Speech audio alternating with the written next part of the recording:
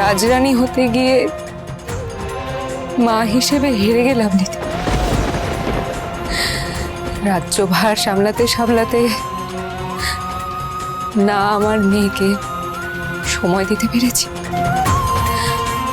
আর না আজ ভরা সভায় আমার মেয়ের পাশে দাঁড়াতে পেরেছি। কিন্তু আমি কি করতাম বলো?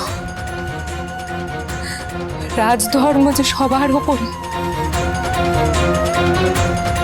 রাজরানী হয়ে নিজের স্বার্থকে সরিয়ে রাখাই তো দস্তুর। কি করে সমগ্র প্রজাকুলের সামনে কি করে শুধু নিজের মেয়ের পক্ষে সিদ্ধান্ত নিতাম আমায় বলো তো? আমার প্রজা কি ভাবত?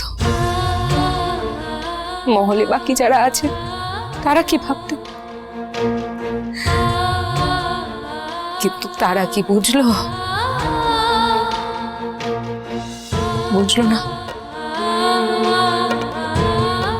আমায় দায়ী করলো। কতগুলো কথা বললো আমায় দিদি, তোমার কি বলবো? ও কি বুঝলো সেই মুহূর্তে আমি কতখানি নিরুপায় ছিলাম? একটিবার বোঝাতেও দিল না। আবার ওইদিকে রঘু রাজা এলেন, আমায় বললেন যে খুব বড় একখানা ঝড় আসতে চলেছে,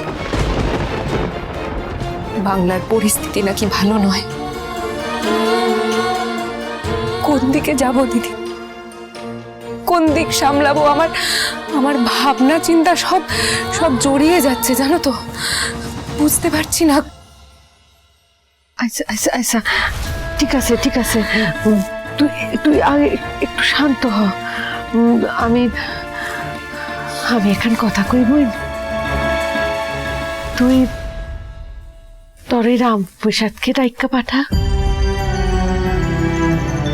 হয় না? রামপ্রসাদ ঠাকুর? হ, এই সুযোগে হ্যাঁ এই মহলেও আসা হইব। আর আমার মনে হয় তোর ওর সঙ্গে পরামর্শ করলে মনটাও শান্ত হইব না?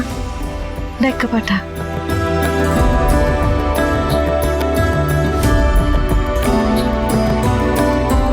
ঠিক বলেছ দিদি।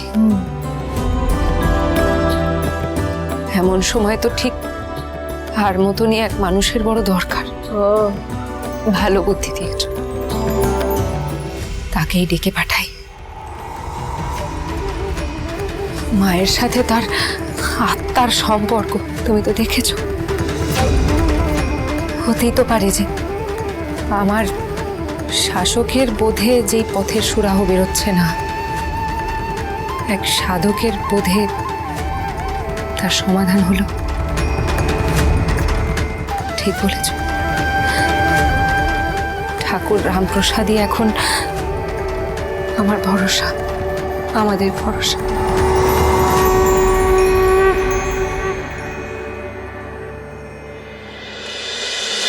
রাজরাজেশ্বরী রানী ভবানী, সোম থেকে রবি প্রতিদিন বিকেল 5টায় স্টার জলসায়।